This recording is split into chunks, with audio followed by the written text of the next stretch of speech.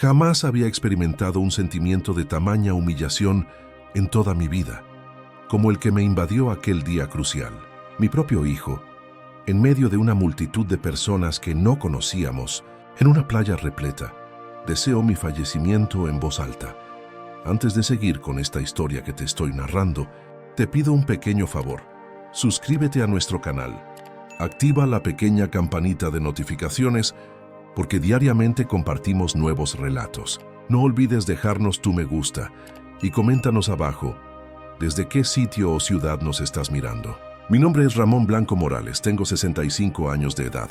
A lo largo de mi camino vital, he transitado las sendas de la paciencia inquebrantable, la dedicación y el apoyo constante a los demás. No obstante, nunca pude imaginar que la última etapa de mi existencia se vería sacudida por un momento tan doloroso, una escena que hasta el día de hoy resuena en mi interior como si fuera una herida que no cicatriza. Todo sucedió esa tarde, específicamente el día 15 de julio de 2024, en la reconocida y turística costa de Marbella. Esa mañana habíamos disfrutado de un buen desayuno en el Hotel Meliá Don Pepe, mi esposa Pilar y yo. Nos deleitamos con el rico olor del café recién preparado y la suave brisa del mar que nos indicaba que estábamos viviendo otro hermoso verano en familia. Incluso Adrián, mi hijo de 32 años, por un breve momento, había dejado su habitual expresión de seriedad para intercambiar algunas bromas con Natalia, su esposa, quien es una persona muy influyente en redes sociales. Hablaban sobre la gran cantidad de nuevos seguidores que podrían conseguir al compartir imágenes con el mar como fondo. En apariencia, era un día más, de esos que uno quiere atesorar en la memoria por siempre, aunque yo ya venía sintiendo el peso de ciertos desencuentros y pequeñas fricciones. A pesar de todo, el ritmo de nuestro tiempo de descanso parecía perfectamente coordinado hasta ese instante desastroso en la arena caliente. Mientras dábamos un paseo por la orilla, justo después de comer, Adrián me pidió que habláramos a solas. Nos alejamos unos cuantos metros, lo suficiente para que tanto Pilar como Natalia solo pudieran seguirnos con la vista. Su manera de hablar, como tantas otras veces, no sonaba a una solicitud respetuosa, sino más bien a una fuerte imposición o demanda, una larga lista de justificaciones que, según él, hacían necesario un nuevo préstamo de dinero. Padre, necesito que me transfieras 50.000 euros ahora mismo. Es para pagar una deuda pendiente y aprovechar una oportunidad de negocio que está casi asegurada, me dijo.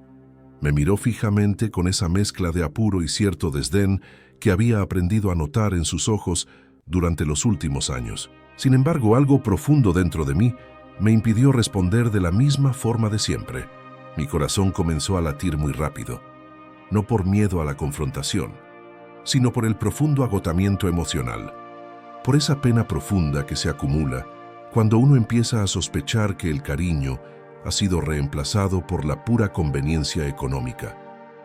Le respondí con una serenidad que ni yo sabía que poseía. Adrián, esta vez no voy a acceder. Ya hemos conversado bastante sobre este tema. Mi respuesta es una negativa definitiva. En ese instante preciso, su rostro se modificó por completo. Sus ojos llenos de furia y de un terrible sentimiento de búsqueda de humillación. Entonces gritó sin pensar en el escándalo que provocaría. Ojalá te ahogues en el mar, anciano inútil.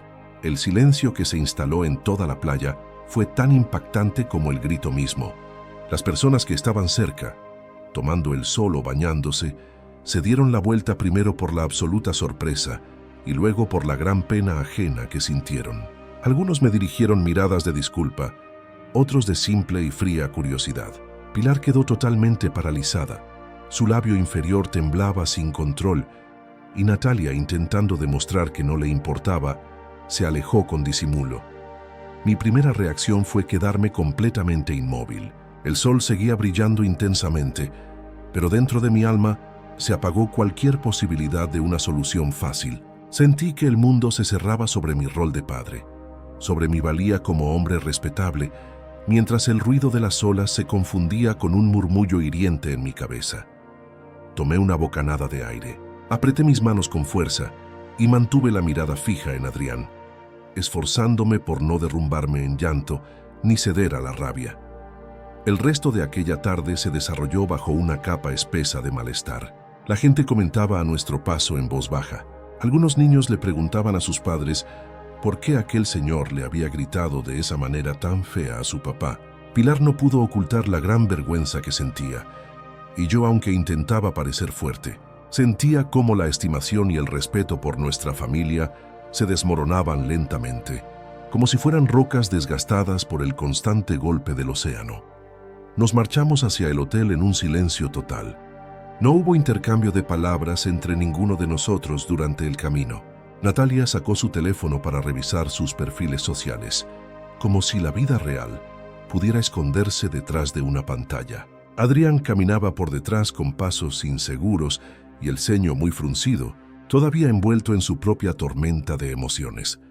Al llegar a la suite, Pilar intentó preguntar qué había pasado, pero Adrián la interrumpió al cerrar la puerta del baño con un golpe. De inmediato, el sonido del agua comenzó a llenar el espacio. Yo, con una mezcla de enojo y mucha inquietud, observé la mochila que él había dejado abierta sin cuidado sobre la cama. Nunca he sido una persona que invada la privacidad de mis hijos, pero un impulso interno, un fuerte instinto de protección y de responsabilidad ante un posible peligro, me empujó a mirar el contenido. Entre varias camisetas desordenadas y una toalla húmeda, encontré un envoltorio de plástico que estaba muy bien escondido. La etiqueta mostraba claramente 50 gramos de marihuana. Mi corazón se aceleró con la misma sensación de vértigo que tuve en la discusión de la playa. Esto no era simplemente una señal de rebeldía juvenil, era una gran alerta de que los límites de lo aceptable habían desaparecido. Tomé la decisión de no decir nada en ese momento. Me quedé callado pensando en los recuerdos de los años anteriores, en los innumerables beneficios que nunca se habían devuelto, en las fiestas, los caprichos caros y las excusas detrás de cada fracaso suyo. Me senté al lado de Pilar, actuando como si todo estuviera en orden en el mundo, mientras en mi interior estaba tomando la determinación más importante para mi futuro y mi dignidad personal. Ponerle fin a esa farsa y recuperar la autoridad que había cedido por tanto tiempo. Esa noche casi no pude conciliar el sueño. Pilar me preguntó en voz baja si todo se arreglaría. Le respondí con evasivas, ocultando el intenso dolor y el miedo que sentía. Adrián salió del baño muy tarde. Evitó mirarme a los ojos y se tiró en la cama fingiendo que estaba cansado. Natalia siguió sumida en su móvil, ajena a este naufragio familiar. Al amanecer, antes de que Adrián se levantara, hice la reserva de los pasajes de vuelta a la ciudad de Madrid. Le informé que nuestro tiempo de vacaciones había concluido, que debíamos regresar de inmediato sin darle ninguna explicación. Pilar me miró con una gran sorpresa. Adrián protestó, pero mi postura era muy firme e inamovible. Mientras subíamos al coche que nos llevaría al aeropuerto, sentí la mirada de mi esposa y el enfado creciente de mi hijo. Yo, por mi parte, había comenzado a planear cada paso de forma silenciosa. El grito que oí en la playa había sido la chispa que subió todo, pero el descubrimiento que hice en esa maleta fue el incendio total que acabó con mis últimas dudas. Todo lo que sucedería a continuación sería una reacción directa al desprecio, la manipulación y la deslealtad. Iba a investigar, a proteger mi buen nombre, mi trayectoria de vida y mis bienes. Ya no había posibilidad de volver atrás. Este sería el comienzo de la verdadera transformación de mi vida. El vuelo de regreso a Madrid fue una vivencia muy opresiva. Adrián permanecía hundido en un silencio hostil, con sus audífonos puestos y la mirada perdida en la ventanilla del avión. Natalia consultaba su teléfono sin parar, revisando las estadísticas de sus publicaciones en redes, como si el mundo digital pudiera hacer desaparecer la gran tensión que había entre nosotros. Pilar, por su lado, finía leer una revista, pero sus ojos se desviaban constantemente hacia mí, buscando alguna pista que le explicara esta mi decisión tan arrepentida. Durante esas 2 horas de viaje aéreo, mi mente no descansó ni un solo momento.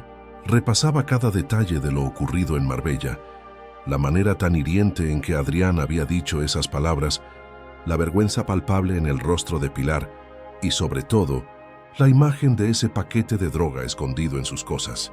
Cada vez que cerraba los ojos, veía el rótulo perfectamente legible: 50 gramos. Aquello no era una cantidad para consumo personal. Era evidente que mi hijo estaba metido en algo mucho más grave de lo que jamás me había atrevido a pensar.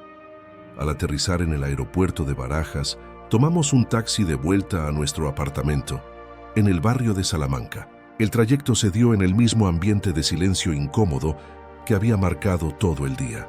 Adrián se bajó del vehículo sin dirigirnos la palabra.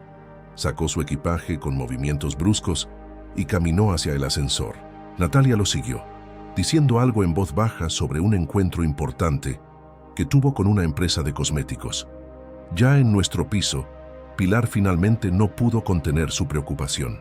Se me acercó mientras yo dejaba las maletas en la entrada y con voz suave pero con firmeza me preguntó: «Ramón, ¿qué es lo que está ocurriendo de verdad?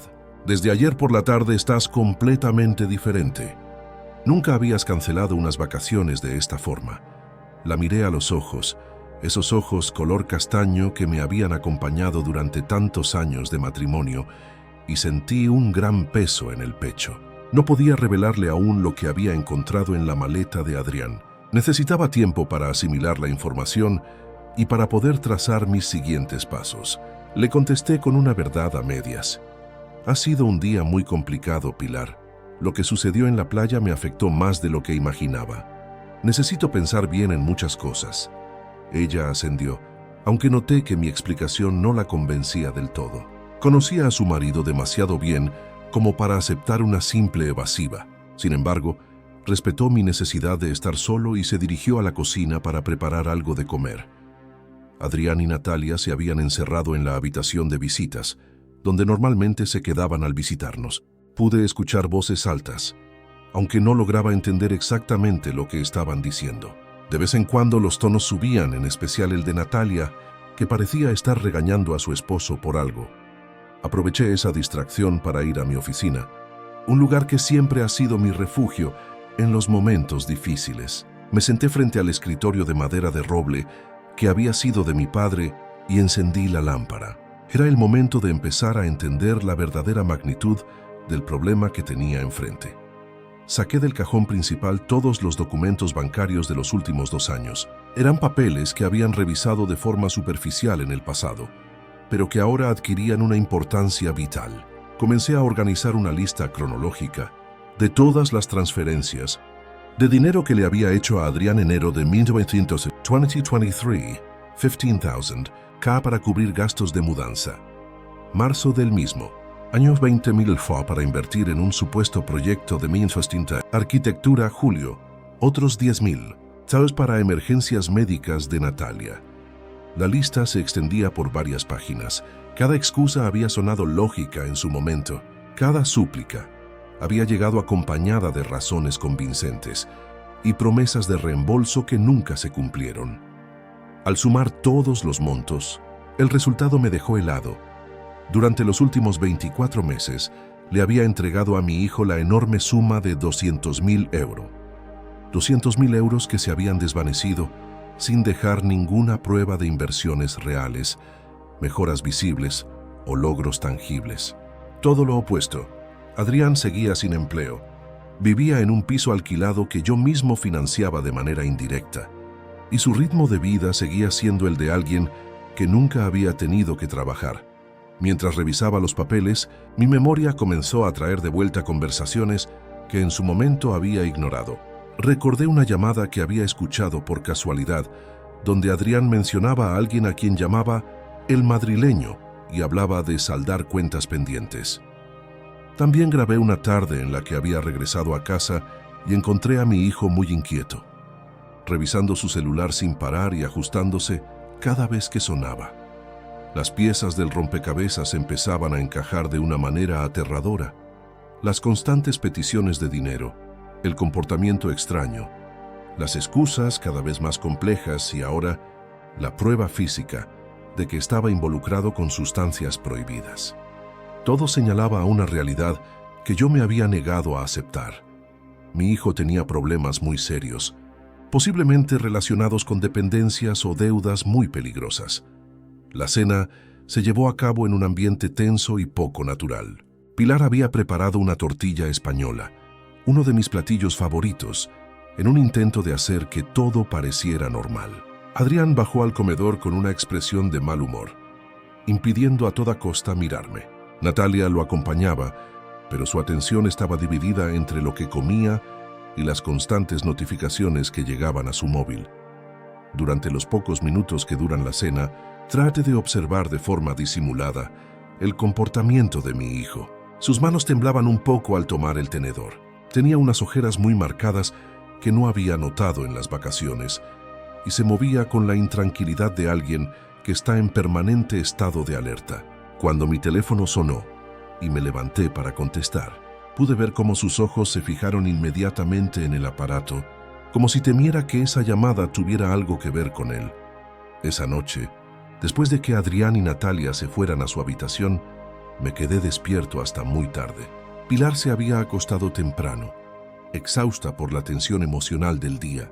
Yo permanecí en la sala con las luces apagadas, mirando por la ventana las calles iluminadas de Madrid y meditando sobre las decisiones que debía tomar. Por primera vez en mucho tiempo, me enfrenté a la posibilidad real de que mi amor de padre se hubiera confundido con debilidad. Durante décadas, había creído que apoyar incondicionalmente a mi hijo era la mejor forma de demostrar mi afecto, pero ahora empezaba a entender que tal vez había estado fomentando justamente los comportamientos que más daño le hacían. La humillación en la playa había sido dolorosa, pero el hallazgo de la droga representaba algo mucho más grave. La certeza de que Adrián estaba dispuesto a arriesgar no solo su propia vida, sino también la imagen y la seguridad de toda la familia. No podía permitir que esta situación se prolongara un día más. Antes de irme a dormir, tomé una decisión que cambiaría para siempre el trato en nuestra relación familiar. Al día siguiente, iniciaría una investigación completa sobre las verdaderas actividades de mi hijo. Necesitaba saber la verdad absoluta antes de tomar cualquier medida drástica. Me pondría en contacto con especialistas, revisaría cada papel disponible y, si fuera necesario, tomaría las acciones legales requeridas para proteger el patrimonio que tanto esfuerzo me había costado construir. Mientras subía las escaleras hacia mi dormitorio, sentí por primera vez en mucho tiempo que estaba recuperando el dominio sobre mi propia vida. La vergüenza del día anterior había sido el empujón que necesitaba para despertar de un largo periodo de conformidad y negación. Era momento de actuar como el hombre que siempre fui en mi vida profesional, decidido, meticuloso y con una firme determinación para proteger lo que más apreciaba. Aunque había tomado la determinación de acortar abruptamente los días de descanso, eso era únicamente el primer paso de una estrategia mucho más extensa que pondría en marcha tan pronto como pusiéramos un pie en Madrid. Mientras observaba las formaciones nubosas a través de la ventanilla del avión, revisé mentalmente el listado de personas con experiencia que necesitaría contactar en los días venideros. Especialistas en leyes de familia, detectives privados, expertos contables forenses y asesores en finanzas. Cada uno de estos individuos desempeñaría un papel fundamental en el proceso de blindaje de mis bienes, que estaba a punto de empezar. También medité sobre las conversaciones que tendría que tener con Pilar. Ella tenía todo el derecho a saber la verdad completa, pero debía elegir con cuidado el momento preciso y la forma de revelarle mis descubrimientos. El amor incondicional de una madre podría volverse un obstáculo si yo no lograba hacerle entender la gravedad de la situación en la que estábamos metidos. Al aterrizar en la capital, sentí que no solo estaba regresando a mi casa, sino también a mi zona de influencia y poder. Aquí disponía de todos los recursos, los contactos y las herramientas necesarias para enfrentarme a cualquier desafío que Adrián pudiera plantear. Ya no era aquel padre humillado en una playa foránea, sino Ramón Blanco Morales en su propio terreno. Esa misma noche, después de que Adrián y Natalia se acomodaran de nuevo en la habitación de huéspedes, tomó una decisión crucial que marcaría el punto de no retorno en nuestros lazos familiares. Al día siguiente, daría inicio a la información más exhaustiva de toda mi existencia, una búsqueda de información que sacaría a la luz secretos que modificarían para siempre la imagen que yo tenía del hijo que creía conocer. La vergüenza y el deshonor habían terminado. La recuperación de mi respeto y autoridad estaba a punto de arrancar. El lunes 20 de julio marcó el comienzo de la etapa más detallada y minuciosa de mi vida reciente. A lo largo de mis 40 años dedicados al mundo de los negocios, había asimilado que tener información es sinónimo de poder y que las decisiones acertadas solo se pueden tomar cuando se dispone de todos los datos importantes. Ahora aplicaría esa misma filosofía para descubrir la compleja realidad de mi hijo. Adrián había salido muy temprano esa mañana, argumentando que tenía un compromiso con un posible cliente para un proyecto de arquitectura. Natalia lo acompañó, mencionando algo sobre una sesión de fotos en el famoso Parque del Retiro. Sus ausencias me brindaron la intimidad indispensable para iniciar mi pesquisa, sin generar ninguna clase de sospecha. Mi primera acción fue contactar a Carlos Mendoza Ruiz, un detective privado que había trabajado conmigo años atrás durante un caso de espionaje empresarial en mi compañía. Carlos tenía una reputación intachable en Madrid, discreto como una sombra y efectivo como un bisturí. Su oficina se ubicaba en un edificio poco llamativo de la calle Velázquez, mezclado perfectamente entre oficinas de abogados y consultoras financieras. Don Ramón me saluda con su habitual sonrisa contenida mientras me recibía en su despacho. Ha pasado algo de tiempo desde la última vez que trabajamos juntos. Ya espero que todo marche bien en su vida. En realidad, Carlos, necesito de sus servicios para un asunto familiar de suma delicadeza. Se trata de mi hijo, Adrián Blanco Jiménez. Necesito conocer hasta el último detalle de sus actividades, sus amistades, sus movimientos de dinero y, muy especialmente, cualquier información relacionada con posibles deudas o compromisos económicos que no sean claros. Carlos tomó notas con gran meticulosidad mientras yo le proporcionaba todos los datos personales de Adrián, su documento de identidad, el domicilio donde vive actualmente, las placas de su automóvil, sus números de teléfono, perfiles en redes y cualquier otro dato que facilitara su trabajo. ¿Existe algún periodo específico en el que deba enfocar mi atención?, me preguntó el investigador. Los últimos 24 meses, aunque si descubre señales de actividades dudosas en épocas anteriores, también me interesa saberlo. Y Carlos, este encargo exige la máxima confidencialidad. No debe salir ninguna información a terceras personas, bajo ningún concepto. Por supuesto, don Ramón, entiendo perfectamente la naturaleza reservada del caso. ¿Cuál es la cantidad que ha destinado para esta investigación? El dinero no es un problema. Necesito resultados que sean completos y totalmente veraces, sin importar el gasto que esto implica. Acordamos que Carlos me entregaría un informe inicial en una semana y un expediente final en 15 días. También establecimos un sistema de comunicación seguro. Él me contactaría solo a través de un teléfono móvil secundario que compré exclusivamente para esta finalidad. Mi siguiente destino fue la oficina de Miguel Ortega Castillo, mi abogado de confianza desde hacía más de 10 años. Miguel había manejado la creación de mis negocios, varios pleitos mercantiles y conoció a la perfección la organización de mi patrimonio familiar. Su despacho ocupaba una planta completa en un elegante edificio de la calle Serrano, con una vista amplia hacia el Parque del Retiro. Ramón, me da gusto verte. Me recibió con un presionado de manos fuerte, aunque por tu expresión intuyo que esta no es una visita para charlar. Efectivamente, Miguel, necesito revisar con urgencia todos los papeles relacionados con mi última voluntad, testamento, la estructura legal de mis empresas y, sobre todo, cualquier mecanismo legal que pueda asegurar mis bienes contra posibles reclamos o intentos de manipulación en el futuro. Miguel levantó las cejas, visiblemente intrigado por la naturaleza de mi solicitud. Durante nuestros años de relación profesional, nunca había mostrado una preocupación tan directa por este tipo de defensas patrimoniales. ¿Has recibido alguna amenaza concreta? ¿Existe algún riesgo en particular que deba conocer?, preguntó. Digamos que he empezado a reconsiderar ciertos aspectos de mi planificación de la sucesión. Quiero estar completamente seguro de que mis decisiones sean irrevocables y que nadie pueda poner en duda mi capacidad mental para tomarlas. Las palabras capacidad mental resuenan en el despacho como una campana de alarma. Miguel se inclinó hacia adelante, adoptando esa postura de concentración que mostraba en sus momentos de máxima atención profesional. Ramón, alguien ha sugerido que podrías tener problemas de capacidad, porque si ese fuera el caso, debemos tomar medidas preventivas de inmediato.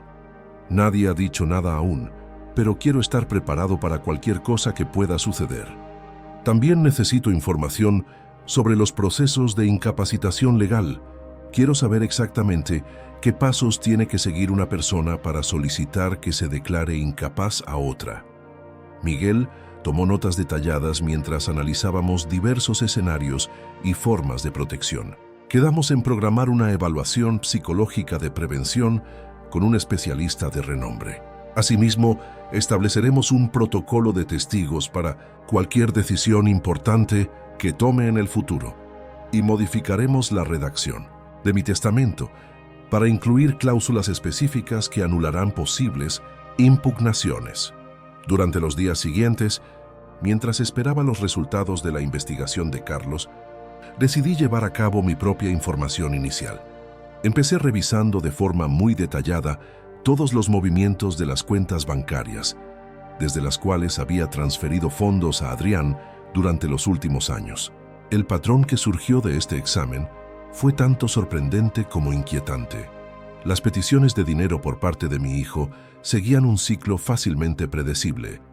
Períodos de relativa tranquilidad, seguidos por solicitudes urgentes, de cantidades que eran cada vez mayores. Enero de 2023, 15.000 euros. Marzo, 20.000 euros. Julio, 10.000 euros. Octubre, 25.000 euros.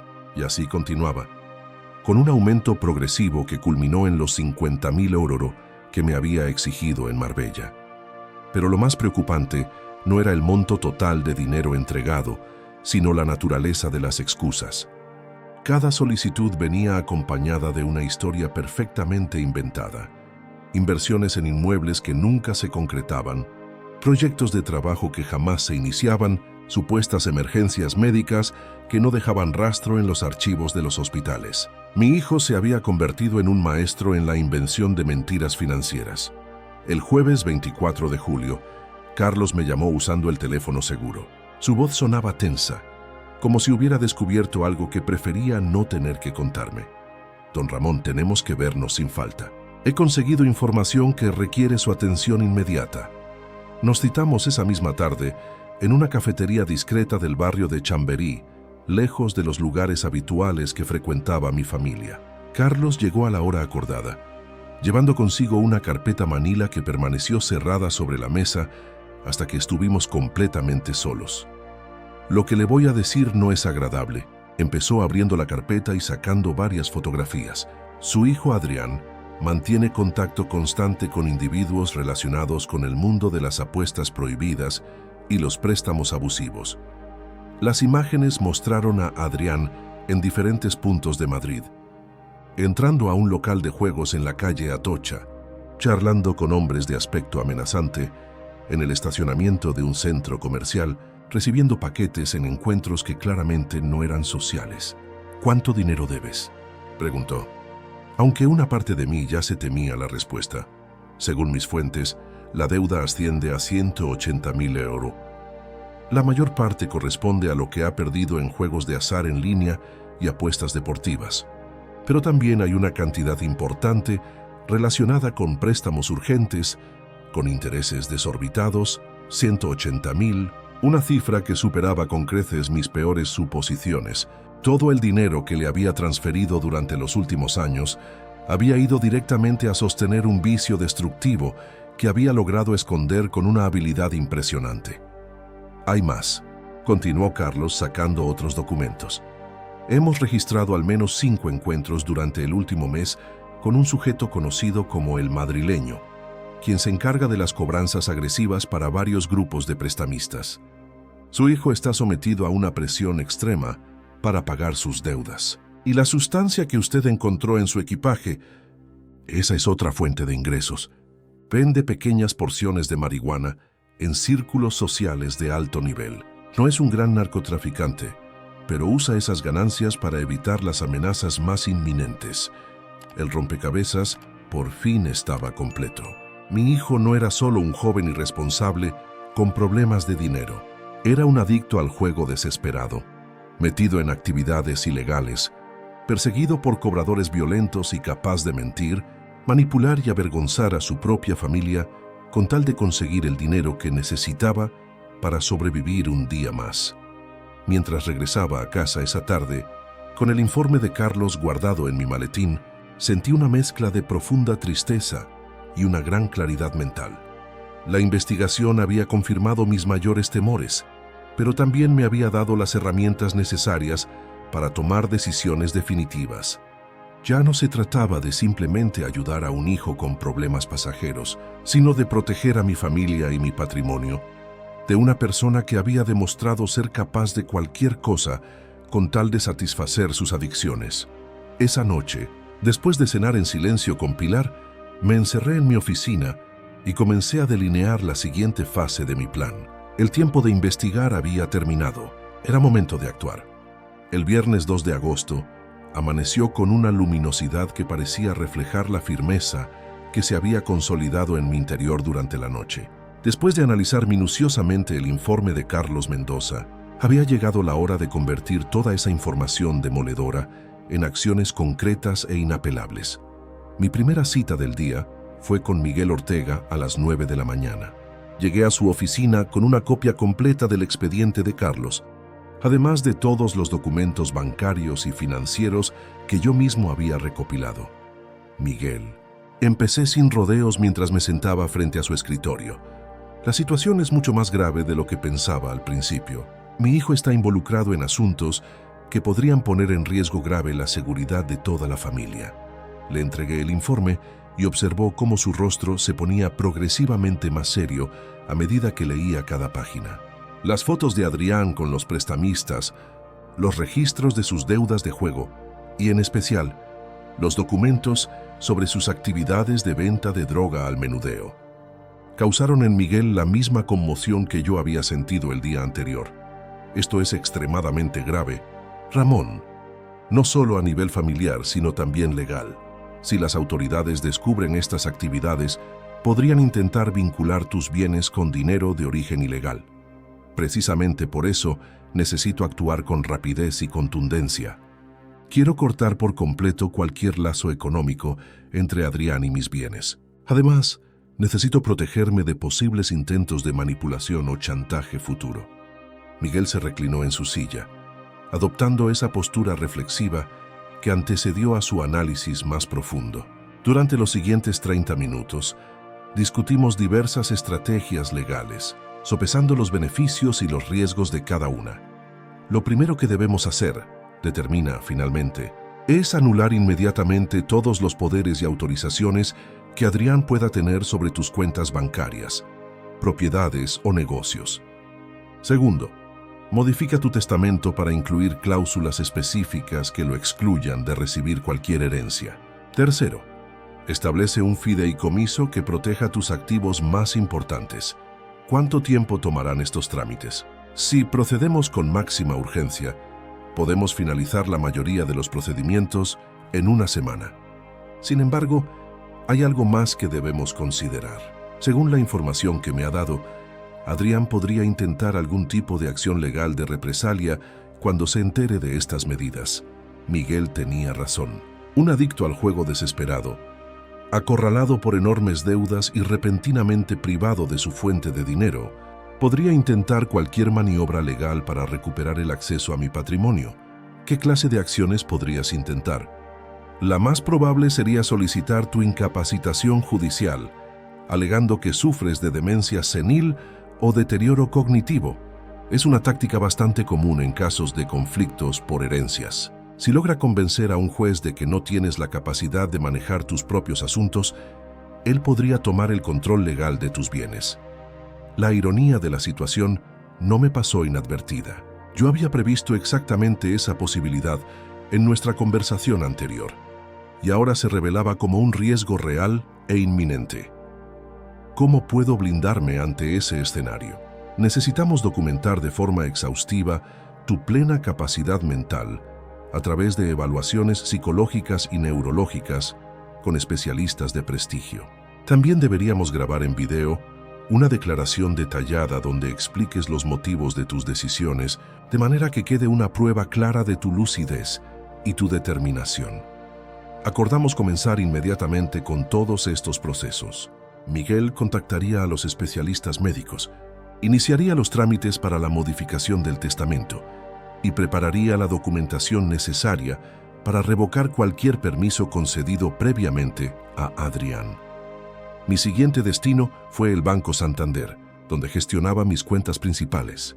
La directora de la sucursal, Carmen Vázquez Torres, me recibió en su oficina privada con la deferencia que caracterizaba nuestra relación de negocios de más de 20 años.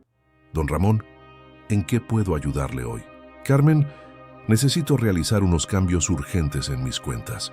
Quiero retirar de inmediato todas las autorizaciones y tarjetas adicionales que puedan estar a nombre de mi hijo Adrián Blanco Jiménez. Carmen revisó su computadora, tecleando rápidamente para acceder a la información de mis cuentas. Veo que efectivamente tiene 3 tarjetas de crédito empresarial emitidas a su nombre, con un límite de 20.000 euros en cada una. También aparece como autorizado para realizar transferencias desde su cuenta principal, hasta un máximo de 50.000 euros al mes. Quiero cancelar inmediatamente todas esas autorizaciones. Además, necesito establecer alertas automáticas para cualquier intento de acceder a mis cuentas desde dispositivos o lugares no autorizados. Por supuesto, ¿existe alguna razón específica para estas medidas de seguridad adicionales? Son razones de protección patrimonial, respondí sin dar más explicaciones. También quiero modificar las claves de acceso a mi banca en línea y establecer un protocolo de verificación telefónica para cualquier operación que supere los 5.000 euros. Carmen procesó todas mis peticiones con gran profesionalidad, aunque notó su curiosidad por los motivos detrás de unas medidas tan radicales. En menos de una hora, había logrado proteger por completo mis recursos económicos contra cualquier acceso que no estuviera autorizado. Mi tercera gestión del día fue contactar a la compañía de seguros que manejaba las pólizas del automóvil de Adrián y su membresía en el Real Club de Golf La Moraleja. Ambos servicios se pagaban directamente desde mis cuentas corporativas, como parte del apoyo económico que le había brindado a mi hijo durante años. El representante de seguros, después de confirmar mi identidad, me aseguró que podía cancelar de inmediato la póliza del BMW Serie 3 que conducía Adrián. Sin cobertura de seguro, el vehículo no podría usarse legalmente, lo que añadiría una presión extra a su ya complicada situación económica. La cancelación de la membresía del club de golf requirió una llamada adicional al gerente general, quien mostró sorpresa por mi decisión de retirar a un socio familiar que había participado activamente en las actividades del club durante varios años. Señor Blanco, ¿está seguro de esta decisión? Su hijo participó el mes pasado en el torneo anual y se veía muy integrado en nuestras actividades sociales. Completamente seguro. A partir de hoy, Adrián Blanco Jiménez no tiene ninguna relación conmigo en términos de responsabilidades financieras. Cuando regresó a casa esa tarde, Pilar me esperaba en la sala principal con una expresión que combinaba preocupación y determinación. Había estado observando mis movimientos durante toda la semana y claramente había llegado a la conclusión de que algo extraordinario estaba sucediendo. Ramón, no puedo seguir fingiendo que no me doy cuenta de lo que pasa. Has estado saliendo temprano, volviendo tarde, recibiendo llamadas extrañas y comportándote como si estuvieras manejando una crisis de negocios. Necesito que me expliques qué está pasando con nuestra familia. Me senté a su lado en el sofá de cuero, donde habíamos compartido tantas conversaciones importantes a lo largo de nuestro matrimonio. Era el momento de revelarle toda la verdad, por muy dolorosa que fuera. Pilar, lo que voy a contarte será muy difícil de aceptar, pero tienes que conocer toda la realidad sobre Adrián. Durante la siguiente hora, le mostré el informe de Carlos Mendoza, los documentos bancarios que probaban las masivas transferencias de dinero y las fotografías que evidenciaban las actividades ilegales de nuestro hijo. Observé cómo su rostro pasaba de la incredulidad a la devastación y, finalmente, a una firmeza silenciosa que reconocí como el momento en que una madre acepta que debe proteger a su familia, incluso de su propio hijo. ¿Desde cuándo sospechabas todo esto?, me preguntó finalmente con la voz quebrada. Las señales se habían acumulado durante meses, pero la certeza llegó con el incidente en Marbella y el descubrimiento de la marihuana en su equipaje. Pilar avanza lentamente, asimilando toda la información. Durante nuestros años de matrimonio, aprendido había a confiar en mi juicio para las decisiones importantes. Que aunque esta situación desafiaba todos sus instintos maternales, entendía la necesidad de las medidas que yo había comenzado a tomar. ¿Y qué sigue ahora?, preguntó. Mañana terminaremos todos los procedimientos legales. Miguel tendrá listos los papeles para la modificación del testamento y habremos establecido un blindaje total de nuestros bienes. Después de eso, será el momento de confrontar directamente a Adrián con todas estas pruebas. Esa noche, después de que Adrián y Natalia volvieran de otra de sus salidas nocturnas, Pilar y yo nos quedamos despiertos hasta muy tarde, discutiendo los detalles de la estrategia que ejecutaríamos en los días siguientes. Por primera vez en semanas, sentí que no estaba solo frente a esta crisis. Pilar, tras el impacto inicial, había demostrado la misma fortaleza que la había caracterizado en todas las dificultades que habíamos superado juntos a lo largo de los años. El lunes siguiente sería el día del enfrentamiento definitivo. Todos los preparativos estarían finalizados, todas las protecciones implementadas y todos los documentos firmados. Adrián descubriría que el padre al que había humillado en público y del que se había aprovechado económicamente durante años, había decidido finalmente proteger su dignidad y su patrimonio con la misma determinación que había mostrado durante toda su vida profesional. La recuperación de mi autoridad familiar estaba a punto de llegar a su punto culminante.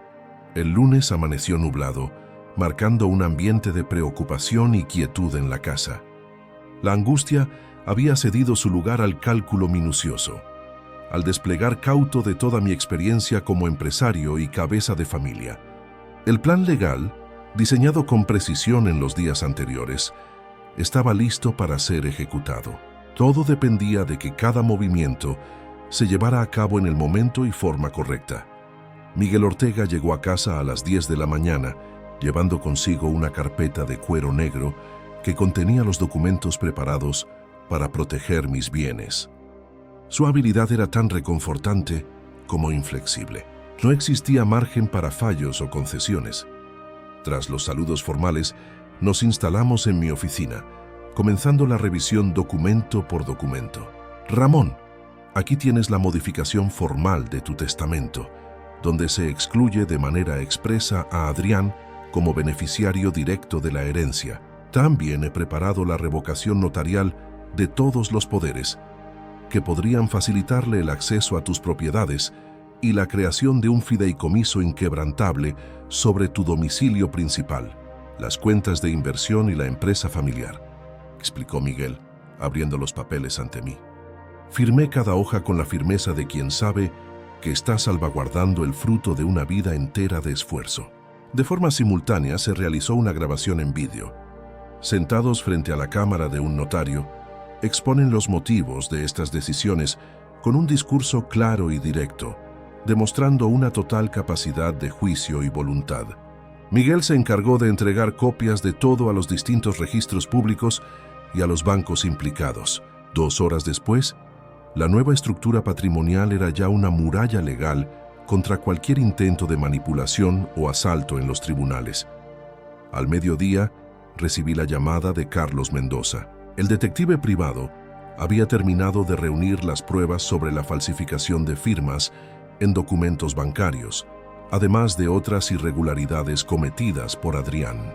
Las pruebas eran contundentes: huellas dactilares, registros de entrada, grabaciones en oficinas y cámaras de seguridad que mostraban cómo mi hijo se había aprovechado de permisos antiguos para retirar grandes cantidades de dinero sin mi permiso directo. Punto 1.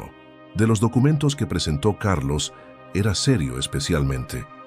Un contrato de préstamo emitido a nombre de Adrián, pero firmado con mi firma falsificada. Este papel había sido utilizado para conseguir un adelanto de 20.000 euros de una entidad financiera, la cual, ante un posible impago, amenazaba con embargar un vehículo que estaba a mi nombre. Carlos me entregó el expediente completo, junto con una recomendación: llevar estos elementos directamente a la Policía Nacional, asegurando que se iniciará una causa penal por falsificación de documentos y apropiación indebida. Consulta de nuevo a Miguel. ¿Debo proceder legalmente o es mejor intentar primero una confrontación familiar cara a cara?, preguntó, consciente de que las consecuencias legales serían muy duras. Mi consejo es que primero te enfrentes a él en persona.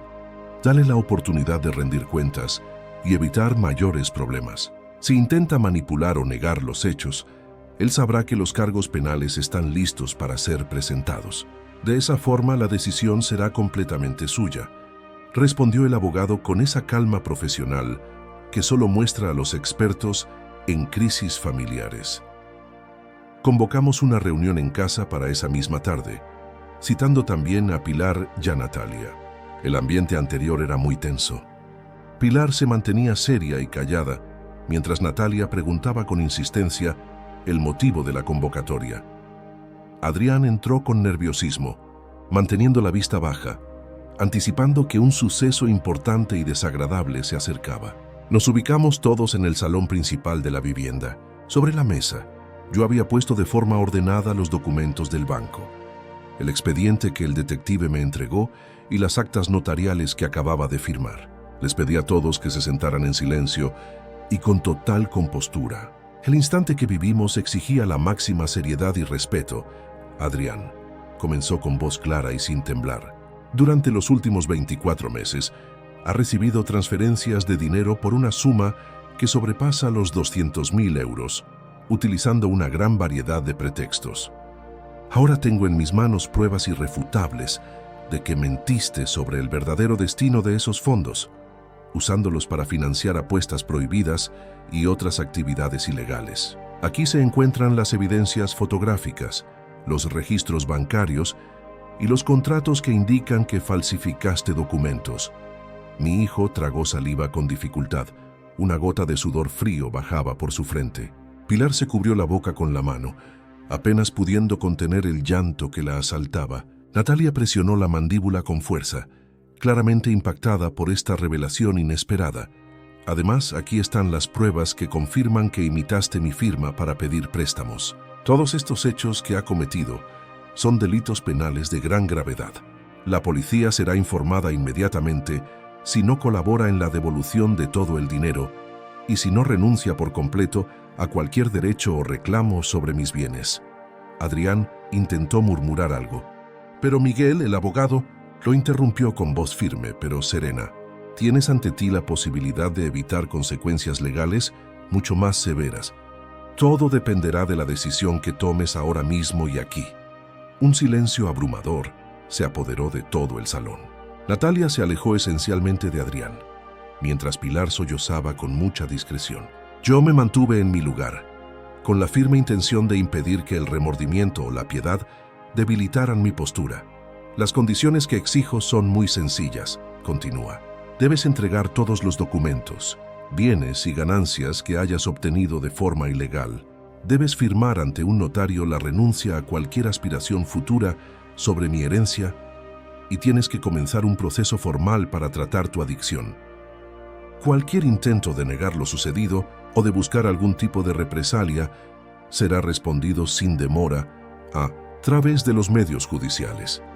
Adrián permaneció en un mutismo total durante unos minutos que se sintieron eternos. Su rostro reflejaba una mezcla de rabia contenida, vergüenza profunda y un miedo evidente. Sabía que nunca se había encontrado con una barrera de esta magnitud en toda su vida y que esta vez no tenía ninguna vía de escape. Miguel le amplía los papeles. La elección es solo tuya y el tiempo es limitado, le susurró el abogado. Una gran tensión emocional recorría toda la habitación. Pilar finalmente levantó el rostro y murmuró: Ramón, por difícil que sea, hace tiempo que deberíamos haber llegado a este punto. No había marchado atrás posible. El contraataque legal estaba en plena ejecución. Y en esta batalla por mi integridad, cada jugada en el tablero había sido planeada sin fallos ni titubeos. El destino de mi hijo y el futuro de mi familia dependía por completo de lo que sucedería en esos próximos instantes. Los minutos que siguieron a mi ultimátum transcurrieron en un silencio tan denso que parecía, a pesar del ambiente del salón. Adrián seguía inmóvil, con la mirada clavada en los documentos esparcidos sobre el escritorio, como buscando alguna solución milagrosa a la compleja situación que él mismo había provocado. Sus manos temblaban un poco y noté que su respiración era cada vez más agitada. Finalmente levantó la cabeza y me miró directamente a los ojos, algo que no había hecho en toda la reunión. En su expresión logré identificar algo que no veía desde que era un niño: una vulnerabilidad sincera, desprovista de la prepotencia y el desdén que habían marcado nuestras interacciones recientes. «Papá», dijo con voz áspera, «reconozco que he cometido errores gravísimos, pero la realidad no es exactamente como la estás presentando. Las deudas son ciertas, sí, pero hay detalles que tú no alcanzas a comprender». Miguel intervino antes de que yo pudiera responder. «Adrián, este no es el momento apropiado para dar excusas. Los documentos hablan por sí solos. Las pruebas son totalmente irrefutables. Tu padre te está dando la posibilidad de solucionar este problema sin enfrentar consecuencias penales. Te sugiero que lo pienses con mucha seriedad». Natalia, quien hasta ese momento se había mantenido en un silencio de conmoción, de repente explotó. «¿180.000 euros en deudas de apuestas? ¿Venta de drogas? ¿En qué clase de horror me has metido, Adrián?». Se levantó del sofá con brusquedad, caminó hacia la ventana y se llevó las manos a la cabeza. Su reacción me confirmó lo que ya sospechaba. Ella ignoraba por completa la verdadera magnitud de los problemas de su esposo. «Natalia». «Yo», intentó decir Adrián, pero ella lo interrumpió con un gesto de desprecio total. No me digas una palabra más. Por meses me pregunté por qué vivíamos tan bien sin que tú tuvieras un trabajo estable. De verdad creí que tus padres te ayudaban generosamente, pero esto es un crimen». Pilar, que había estado llorando en voz baja, finalmente pudo hablar. «Adrián, hijo mío, ¿cómo ha llegado a este punto tan bajo? ¿Cuándo fue que todo esto empezó?». Mi hijo se volteó hacia su madre, y por un instante creí ver un destello de aquel niño que era. Pero cuando empezó a hablar quedó claro que, incluso en este momento límite, seguía intentando manipular la situación. «Mamá, todo se inició hace 3 años, cuando me quedé sin el trabajo en el estudio de arquitectura. Me sentí desesperado, inútil. Empecé apostando pequeñas sumas solo para sentir algo de adrenalina. Al principio ganaba y pensé que podía ser una fuente temporal de ingresos mientras conseguía otro empleo. Pero nunca buscaste otro empleo», le grabé con dureza. «Revisé tus declaraciones de impuestos. No has tenido ingresos de un trabajo declarado en más de 4 años». Adrián bajó la cabeza, atrapado en su propia mentira. Las apuestas se hicieron más seguidas. Cuando perdía, apostaba aún más para tratar de recuperar lo que había perdido. Es un círculo vicioso, papá. Una enfermedad que yo financié con mi propio dinero durante 2 años sin tener idea de nada. Le respondí sin ninguna compasión. Una enfermedad que te llevó a falsificar mi firma y a vender estupefacientes. Los prestamistas me amenazaron, dijo. No me dejaron otra opción. Miguel se inclinó hacia adelante.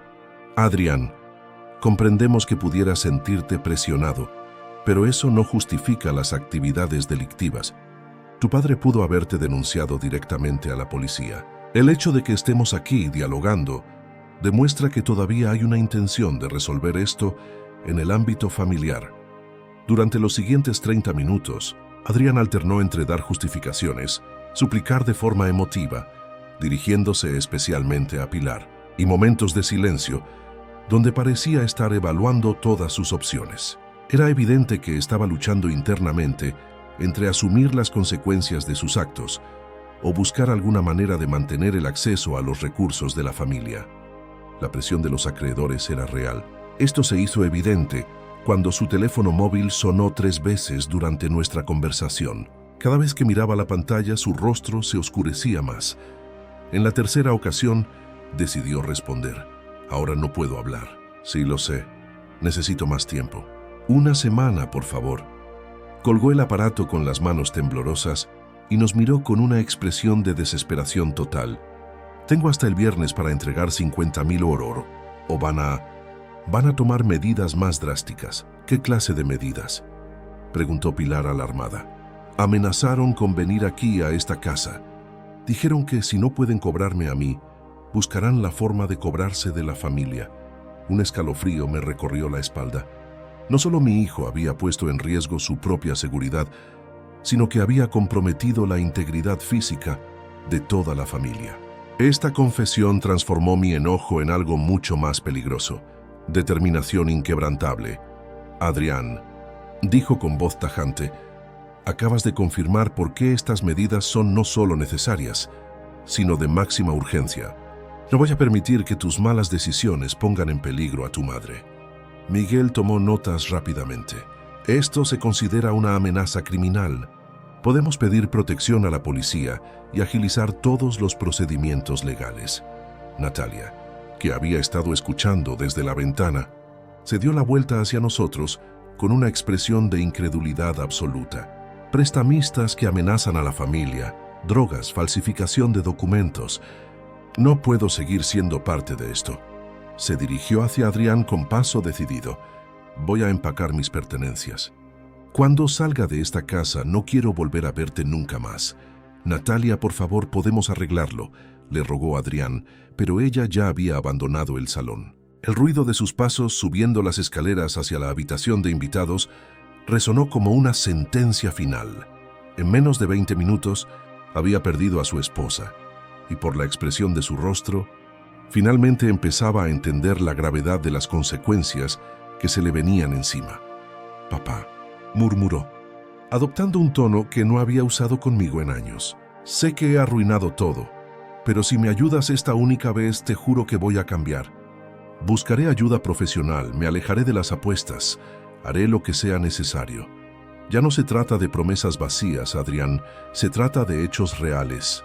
Y los hechos demuestran que durante 2 años ha mentido, robado y manipulado. No existe promesa que pueda borrar esa terrible realidad. Miguel consultó su reloj. Adrián, la oferta de tu padre sigue vigente, pero el tiempo se acaba. Él necesita una respuesta definitiva. Pilar se acercó a su hijo y tomó sus manos entre las suyas. Hijo, acepta las condiciones. Es la única manera de que puedas comenzar a reconstruir tu vida y la única forma de que nosotros podemos ayudarte sin destruirnos en el proceso. Adrián miró a su madre, luego a mí, después a Miguel y finalmente a los documentos sobre la mesa. El peso de la realidad parecía estar por fin penetrando en su conciencia. Ya no había escapatorias posibles, ni excusas creíbles ni otras fuentes de financiación. «Si acepto», preguntó con voz casi inaudible, «¿qué garantía tengo de que no me van a denunciar después?» «Tienes mi palabra», respondí con firmeza, «pero solo si cumples cabalmente con todos los términos del acuerdo. Cualquier violación mínima activará de inmediata la vía penal». Adrián cerró los ojos, respiró hondo, y cuando los abrió, pude ver que algo esencial había cambiado en su interior. La máscara de la arrogancia había desaparecido, revelando finalmente al hombre desesperado que siempre había estado oculto. Necesito tiempo para asimilar esto», murmuró. «Hasta mañana». «Dame hasta mañana para decidir». «Tienes hasta las 10 de la mañana», respondí sin dudar. «Ni un minuto más». Esa noche, después de que Adrián se encerrara en su habitación y Natalia se marchara con sus maletas sin despedirse de nadie, Pilar y yo permanecimos despiertos hasta muy tarde, conscientes de que habíamos llegado al punto de inflexión en la historia de nuestra familia. La batalla por mi dignidad y la supervivencia de nuestros bienes estaba a pocas horas de su conclusión. La mañana del martes 6 de agosto se inició con una tensión evidente que impregnaba cada rincón de la casa. El silencio de Adrián, encerrado en la habitación que antes compartía con Natalia, Solo se interrumpía de vez en cuando por el ruido de los mensajes en su teléfono, revisados con una ansiedad creciente. Pilar preparó café y pan tostado, intentando simular una normalidad que era imposible después de la tormenta de la noche anterior. Y yo, inmerso en mi propio torbellino de sentimientos, revisaba sin cesar la carpeta con los documentos legales y bancarios, ensayando mentalmente cada frase que diría en las próximas horas. Era inevitable sentir la presión en el pecho, la línea que separaba al padre del protector del legado familiar entre el afecto y la demanda de justicia nunca había sido tan borrosa. La decisión de seguir adelante ya estaba tomada. Faltaba el acto final, la ejecución de todo lo que Miguel Ortega había aconsejado, y que con dolor Pilar había terminado por aceptar. Cerca de las 9:30, cuando estaba a punto de entrar a mi oficina para comprobar que todo estaba en orden, escuché pasos suaves acercándose. Adrián, con el rostro marcado por profundas ojeras y una barba descuidada, apareció en el umbral. No muestre la actitud desafiante del día anterior. Su semblante era el de alguien que ha pasado la noche debatiéndose entre la desesperación y el miedo al vacío. «Papá, quiero conversar», murmuró en un tono neutro, casi sin emoción. Asentí y lo invité a sentarse. Pilar se quedó en la cocina sin intervenir, aunque sabía perfectamente lo que se iba a discutir. La conversación comenzó con largas pausas. Adrián intentó al principio aclarar algunos puntos, justificando sus acciones con la habitual retórica de víctima de las circunstancias. Habló de la presión de los usureros, de la sensación de fracaso profesional, de la idea dañina de que la ayuda de su padre era un derecho y no un favor. No lo interrumpí. Dejé que sus palabras fluyeron hasta que chocaron con la realidad inamovible de los hechos. Finalmente, cuando sus excusas se fueron disolviendo en la impotencia, saqué la carpeta y la abrí con meticulosidad frente a él. Le expliqué, paso a paso, cada documento, los registros bancarios, las transferencias de dinero sin una razón justificada, las pruebas de la falsificación de mi firma, los informes del detective y los acuerdos de renuncia firmados con Miguel. «Esta es tu última oportunidad de actuar con dignidad», le dije con voz seria. «Aquí tienes el acta de renuncia voluntaria a cualquier futura reclamación sobre mis bienes. Firmarás este documento ante notario. A cambio, Miguel se encargará de que no se active ninguna denuncia penal, siempre y cuando devuelvas los activos que sea posible y te comprometas a un proceso profesional de rehabilitación que será supervisado clínica y legalmente durante al menos 18 meses. No hay posibilidad de negociación. Si rechazas esta opción, los cargos avanzarán y mi abogado presentará la denuncia correspondiente hoy mismo». Adrián asimiló la información como quien comprende que los cimientos sobre los que ha construido su vida se han desmoronado por completo. Hoy, por primera vez, reconoció que no había escapatoria ni estrategia que lo salvara, ni chantaje emocional que pudiera cambiar lo inmodificable. Se quedó en silencio por un largo rato. Pilar se unió a nosotros en el despacho, poniendo su mano suavemente sobre la mía. «Adrián, esta decisión no te quita tu derecho a vivir, pero sí te quita el privilegio de que tu destrucción arrastre a toda la familia», le dijo con voz firme, pero emotiva. Sus lágrimas caían discretamente, pero su posición era histórica.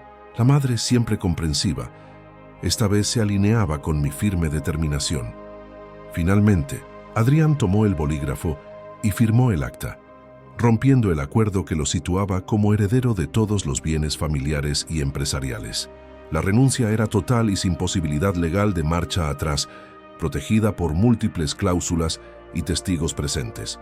Miguel confirmó las firmas, dejando constancia tanto en video como en papel. A partir de hoy, Ramón y Pilar quedan completamente protegidos de cualquier reclamación futura por tu parte. Además, iniciaremos el proceso para que tus adicciones sean tratadas en una clínica especializada, que es la última puerta de salida que tienes antes de caer en el vacío. Adrián permaneció en silencio. Pidió quedarse solo durante unas horas y, con su dignidad muy afectada, pero con el proceso legal realizado, salió del despacho con pasos lentos. Pilar y yo, al quedarnos en la sala, No intercambiamos palabras por unos minutos. El dolor era real, pero el alivio era palpable. Por fin, la seguridad y la paz de la familia habían quedado resguardadas por la ley y por la decisión firme de no permitir que el pasado siguiera controlando nuestra existencia.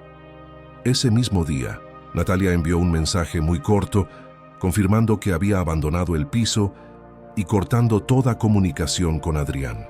Los últimos privilegios de nuestra vida familiar anterior se extinguieron en silencio, sellando la jornada como un punto final y un nuevo comienzo lleno de incertidumbre, pero también de esperanza renovada. Al caer la tarde, revisé una vez más la documentación firmada y el testamento modificado, consciente de que nada volvería a ser como antes. Por primera vez desde que comenzó esta pesadilla, sentí que el futuro volvía a estar en manos de quienes realmente lo valoraban y defendían con firmeza. Los días inmediatamente posteriores a la firma de la renuncia se caracterizaron por una actividad intensa orientada a consolidar todas las medidas de protección que habíamos planificado.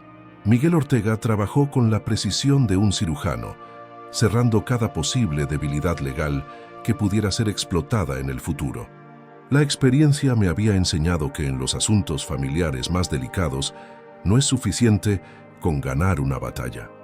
Hay que asegurarse de que la guerra haya terminado de forma definitiva. El miércoles por la mañana, Miguel me citó en su oficina para finalizar los detalles del blindaje patrimonial. Había preparado un expediente completo que incluía no solo la documentación de la renuncia de Adrián, sino también una serie de salvaguardas adicionales que protegerían mis bienes contra cualquier intento futuro de anulación o impugnación. Ramón me explicó mientras revisábamos cada documento. Hemos establecido un fideicomiso irrevocable que abarca tu residencia principal, las cuentas de inversión y todas las acciones de la sociedad familiar. Adrián no solo ha renunciado a sus derechos de herencia, sino que legalmente no puede exigir ningún tipo de compensación o pensión alimenticia, dado que es un adulto con plenas capacidades que ha accionado de manera deshonesta. La meticulosidad del trabajo legal era admirable. Miguel había previsto incluso situaciones poco probables, posibles alegaciones de coacción, intentos de anular los documentos por incapacidad mental, reclamos de terceros que pudieran actuar en nombre de Adrián, e incluso la posibilidad de que mi hijo intentara declararse en quiebra para transferir sus deudas a la familia. ¿Qué sucede si los prestamistas insisten en involucrar a la familia para cobrar las deudas de Adrián?, preguntó, recordando las amenazas que habíamos oído durante la confrontación. He coordinado con la Policía Nacional para establecer un protocolo de protección preventiva. Cualquier intento de intimidación o coacción será considerado un delito grave. Además, hemos documentado de forma oficial que Adrián no tiene acceso legal a ningún bien familiar, lo que vuelve inútil cualquier presión ejercida sobre ustedes. Miguel me entregó también una copia del informe psicológico que había solicitado para demostrar mi total capacidad mental. El documento, realizado por el prestigioso neuropsicólogo Dr. Fernando Aguirre Montes, confirmaba de manera categórica que yo poseía todas mis facultades cognitivas intactas y que había tomado todas las decisiones con pleno conocimiento y voluntad. Este informe es de extrema importancia, señaló Miguel, porque anula de forma preventiva cualquier intento futuro de cuestionar tu capacidad para decidir. Si alguien intentara alegar que accionaste bajo presión o por deterioro mental, tendríamos una prueba científica irrefutable de lo contrario. Durante esa misma semana, también implementamos una serie de medidas de seguridad física. Contraté los servicios de una empresa especializada en protección de viviendas que instaló un sistema de cámaras de vigilancia alrededor de la propiedad y estableció un protocolo de monitoreo las 24 horas. No se trataba de paranoia, sino de una prudencia básica ante las amenazas explícitas que habíamos recibido. Carlos Mendoza, el detective privado, continuó su seguimiento discreto de las actividades de Adrián. Sus informes diarios revelaban un patrón preocupante. Mi hijo se movía constantemente por la ciudad, mantenía encuentros ocultos con individuos de aspecto intimidante y mostraba signos evidentes de deterioro físico y emocional. Don Ramón, me informó Carlos durante una de nuestras conversaciones telefónicas. Su hijo está bajo una presión extrema. Los prestamistas han aumentado la frecuencia de sus contactos y he documentado al menos 3 encuentros donde las discusiones se tornaron claramente agresivos. Creo que es cuestión de pocos días antes de que la situación estalle. Esa predicción se hizo realidad el viernes por la tarde. Pilar y yo estábamos cenando con tranquilidad cuando el timbre de la casa sonó de manera insistente y prolongada. A través del sistema de comunicación, pude ver a 3 hombres de aspecto amenazador parados frente a la puerta principal. Uno de ellos, a quien más tarde identificaríamos como el madrileño, habló directamente hacia la cámara. Señor Blanco, necesitamos conversar con usted sobre la deuda de su hijo. Sabemos que está ahí dentro. Active de inmediato el protocolo de seguridad que habíamos establecido. Primero llamé a la empresa de vigilancia, que envió una patrulla de seguridad privada. Segundo, me comuniqué con la Policía Nacional, informando sobre las amenazas anteriores y la presencia de individuos sospechosos. Tercero, grabé toda la interacción mediante el sistema de videovigilancia. Los hombres permanecieron frente a la puerta por unos 15 minutos, alternando entre amenazas veladas e intentos de convencimiento. Su hijo nos debe dinero y sabemos que usted tiene los recursos necesarios para resolver esto. No queremos problemas, pero tampoco nos iremos con las manos vacías. La llegada de la patrulla policial se dispersó de inmediato a los visitantes indeseados, pero el mensaje había sido claro. Las consecuencias de las acciones de Adrián estaban llegando directamente a nuestro hogar.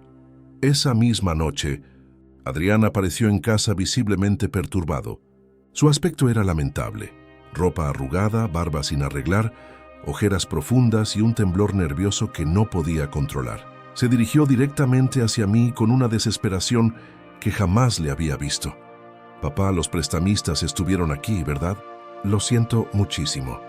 No era mi intención que ustedes se vieran involucrados, pero necesito tu ayuda una última vez. Si no les pago mañana, van a hacerme algo terrible. Su súplica carecía por completo de la soberbia que había mostrado en el pasado. Era en verdad la petición de auxilio de alguien que había tocado fondo, y no le quedaban más opciones. Adrián, respondió con firmeza, firmaste un documento de renuncia. No hay más ayuda económica posible. Además, permitir que siguieras con este patrón autodestructivo te haría un daño mucho mayor. Pero me van a lastimar. O peor aún, van a venir por ustedes. Miguel, que había llegado a casa para supervisar la implementación de las nuevas medidas de seguridad, intervino en la conversación. Adrián, la protección de tus padres ya está garantizada por la ley.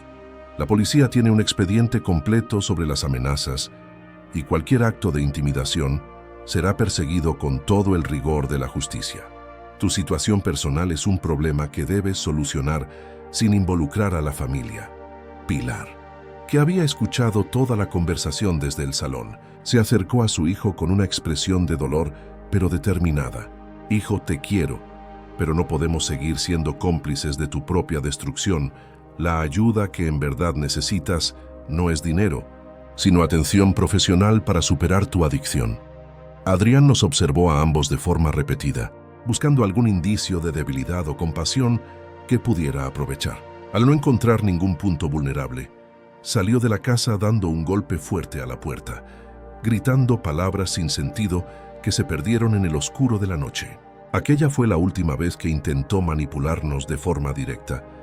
Durante las siguientes semanas, Carlos Mendoza me informó que Adrián había vendido su vehículo, varios artículos personales de valor, y había comenzado a buscar trabajos ocasionales para obtener algo de efectivo. La realidad había impuesto por fin sus normas inflexibles. Miguel completó todos los trámites legales esa misma semana. Nuestros bienes quedaron protegidos por múltiples niveles de seguridad.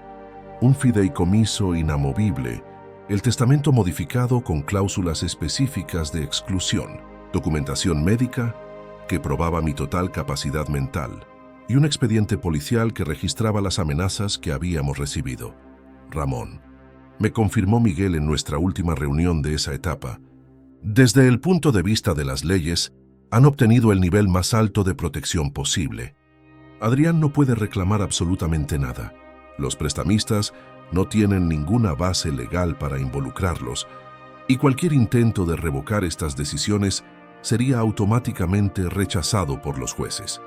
Por primera vez en muchos meses, sentí que podía respirar con tranquilidad. La recuperación de mi autoridad y el resguardo de mi familia habían sido completados con éxito. Lo que venía ahora era aprender a convivir con las consecuencias de decisiones que, aunque resultaron dolorosas, fueron totalmente necesarias para conservar lo que verdaderamente tenía importancia. La transformación del padre que fue manipulado en el patriarca que protegido había llegado a su punto final. Los meses de septiembre y octubre de 2024 marcaron un periodo de cambio profundo para todos los implicados en este problema familiar. Mientras Pilar y yo empezábamos a recuperar la paz en nuestro hogar, resguardados por el escudo legal que habíamos creado, Adrián se enfrentaba por primera vez en su vida adulta a las consecuencias inevitables de sus malas decisiones. Carlos Mendoza continuó vigilando discretamente las actividades de mi hijo, enviándome informes semanales que mostraban un empeoramiento evidente de su situación personal. Los primeros informes eran descorazonadores. Adrián había perdido mucho peso. Mostraba señales claras de un gran estrés, y su comportamiento alternaba entre una depresión profunda y ataques de rabia incontrolables. Don Ramón, me informó Carlos por teléfono a mediados de septiembre. Su hijo ha vendido casi todas sus pertenencias. El BMW se vendió por 20.000 euros, un precio muy por debajo de lo que valía, obviamente por su necesidad urgente de dinero. También se deshizo de su colección de relojes, algunos muebles finos e incluso la bicicleta que usaba los fines de semana. La imagen de Adrián, desprendiéndose de todos los símbolos de su vida de antes, me provocaba sentimientos encontrados. Como padre, era imposible no sentir un poco de lástima por su sufrimiento. Como hombre que había sido engañado y traicionado, sintió una oscura satisfacción al ver que por fin estaba pagando el precio real de sus acciones. ¿Ha conseguido pagar algo de las deudas con los prestamistas?, preguntó. Solo una parte. Calculamos que ha reunido unos 40.000 euros con todas las ventas, lo que es cerca del 25% del total que debe. Los acreedores han aceptado un plan de pagos escalonados, pero mantienen la presión constante. A finales de septiembre, recibí una llamada inesperada que modificó mi visión sobre la evolución de Adrián. Era Joaquín Morales Herrera, dueño del restaurante El Senador, situado en el elegante barrio de Salamanca, con quien me contactó porque había reconocido el apellido familiar cuando Adrián pidió empleo en su local. Señor Blanco, me dijo con voz amable pero cautelosa. Su hijo lleva trabajando para nosotros como camarero durante las últimas 3 semanas. Debo decirle que aunque llegó en condiciones difíciles, ha demostrado una actitud en el trabajo que no esperábamos. Trabaja doble turno sin protestar. Es puntual y atiende a los clientes con amabilidad. Esta información me sorprendió muchísimo. Durante toda su vida de adulto, Adrián había evitado cualquier trabajo que considerara de clase inferior. El hecho de que ahora estuviera sirviendo mesas en un restaurante representaba una humildad obligada que nunca había manifestado por voluntad propia. ¿Ha hablado algo sobre su situación familiar?, preguntó. Muy poco. Solo sabemos que está pasando por dificultades económicas serias y que necesita el empleo desesperadamente. Algunos compañeros comentan que vive en una pensión sencilla cerca de Atocha, un estilo de vida muy distinto al que al parecer tenía antes.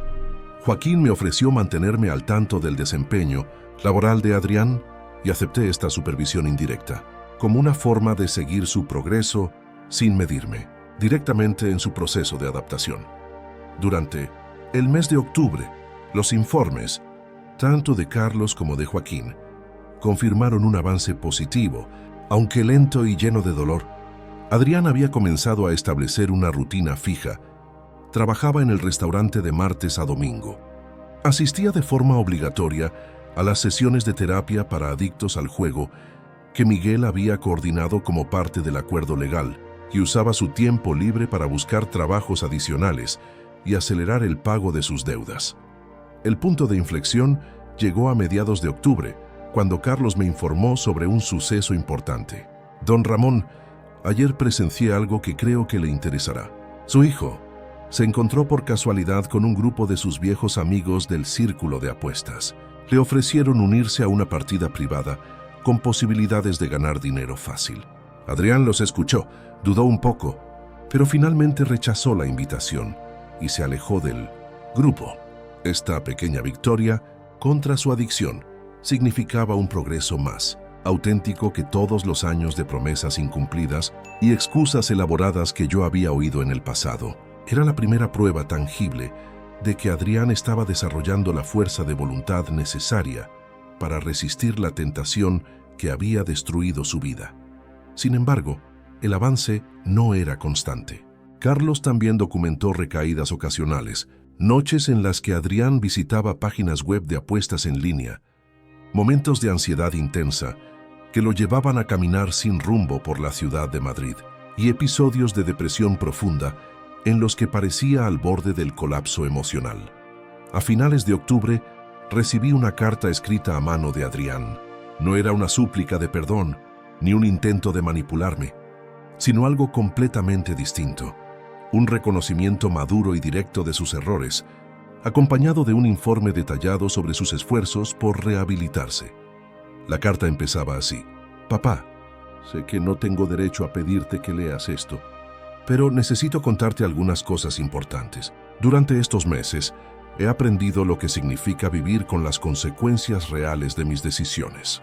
No voy a pedirte disculpas porque entiendo que el perdón se gana con actos, no con palabras. Continuaba describiendo su vida diaria: levantarse a las 5 de la mañana para el turno de desayunos en el restaurante, comer muy poco para ahorrar dinero, asistir a terapia de grupo 3 veces por semana y buscar trabajos extra durante sus horas libres. También se incluyen copias de los recibos de los pagos que había logrado hacer a los prestamistas, demostrando que estaba cumpliendo sus compromisos poco a poco. He aprendido el valor auténtico del dinero, escribió. Cada euro que gano representa horas de esfuerzo de verdad, no manipulación familiar. También he aprendido que la humildad no es una derrota, sino una forma de honestidad que nunca antes había experimentado. La carta finalizaba con una reflexión que me impactó profundamente. No espero que cambies tu decisión sobre la herencia y, sinceramente, creo que fue lo correcto. Necesitaba tocar fondo para comprender quién era realmente y quién podía llegar a ser. Por primera vez en años, estoy construyendo algo por mí mismo, sin mentiras ni excusas. Esa noche, después de leer la carta varias veces, la compartí con Pilar. Ambos estuvimos de acuerdo en que, aunque las palabras parecían sinceras, solo el tiempo y los hechos continuos podrían confirmar si representaban un cambio genuino o simplemente otra estrategia de supervivencia. ¿Crees que deberíamos contestarle?, me preguntó Pilar. Aún no, respondió. Si su transformación es real, seguirá adelante sin importar nuestro reconocimiento. Si es fingida, se desmoronará cuando se dé cuenta de que no va a conseguir nada con ella. Durante noviembre, los informes confirmaron que Adrián mantenía su rutina laboral y terapéutica. Había conseguido un segundo empleo los fines de semana en una tienda de deportes, lo que aumentaba sus ingresos y aceleraba el ritmo de pago de sus deudas. Joaquín me confirmó que se había convertido en uno de sus empleados más confiables, incluso recibiendo elogios de clientes habituales.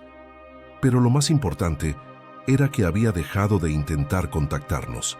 No había más llamadas desesperadas, cartas rogando o intentos de interceptarnos cuando salíamos de casa.